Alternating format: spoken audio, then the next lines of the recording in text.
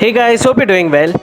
There are a lot of changes in the Australia study visa process, and there's a lot of confusion related to those not receiving their biometrics request, or for those wanting to change their study courses, confusion with the processing timelines, visa durations, and a lot of other similar queries. Now, do you need to worry as a student in Australia, or if you're thinking about studying in Australia? The answer is no. You don't need to worry, as most of these updates are good for you if you're an international student in Australia or if you're thinking about studying in Australia soon. I'm going to clear all of your queries here.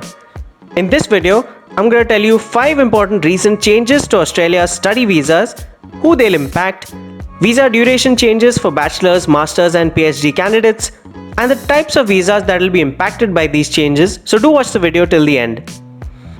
Hey guys, this is Jason from Dream Canada. If you're new to the channel, I show people how to save their money and immigrate to new countries through my videos without the help of any immigration consultants or agents or lawyers. You can find all the process instructions for you to apply on your own through this channel.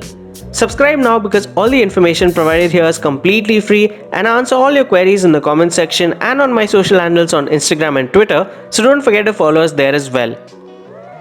You can even get in touch with us directly via WhatsApp on the number shared on the screen. So the first change is in the number of hours a student can work. Up until now, students were allowed to work for only 20 hours in a week, but this limit has now been temporarily lifted because of the huge demand for skilled workers in Australia.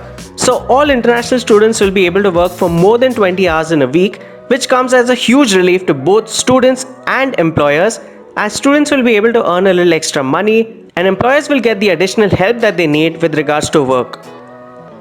Family members of students may also find and start work prior to the student's course commencement.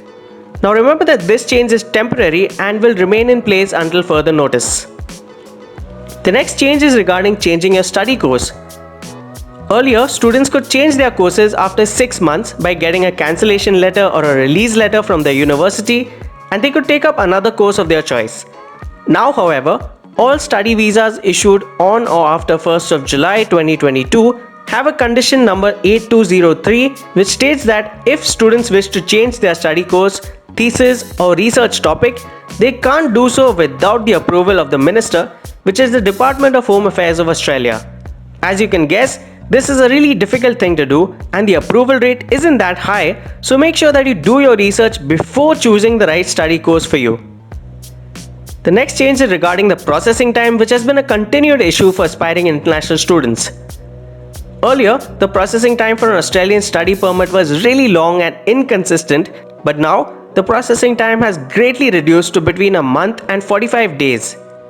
The Australian government has actually invested $39 million to hire new staff and improve their systems and infrastructure that has effectively helped in clearing the backlog and reducing the processing time.